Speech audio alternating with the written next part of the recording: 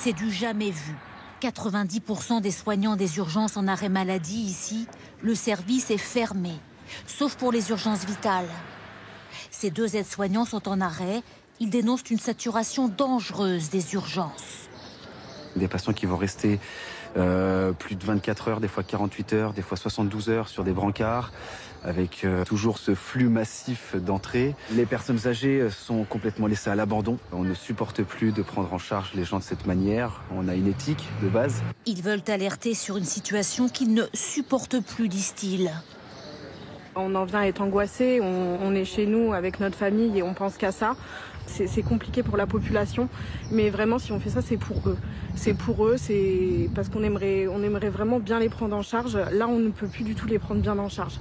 Dans ce département, grand désert médical, un quart des patients n'a pas de médecin traitant. Une situation qui engorge les urgences de l'hôpital. De plus en plus souvent, 50 patients qui ont dormi aux urgences faute de lits disponibles pour eux dans l'établissement. Donc évidemment, cette situation est insupportable pour les patients. Les gens sont sur des brancards, un peu comme celui-ci, dans des couloirs. On ne peut pas leur donner à manger comme il faut, on ne peut pas leur faire la toilette comme il faut. Un système d'autant plus engorgé qu'il n'y a pas suffisamment de lits en aval dans les services d'hospitalisation. Cet homme a vécu la situation aux urgences.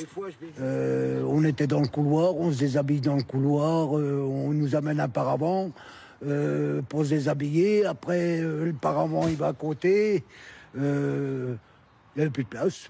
Les urgences pédiatriques, elles, ne sont pas concernées. Les autres patients se dirigent vers les cliniques privées ou les hôpitaux de Tours et Blois, à plus de 60 km d'ici.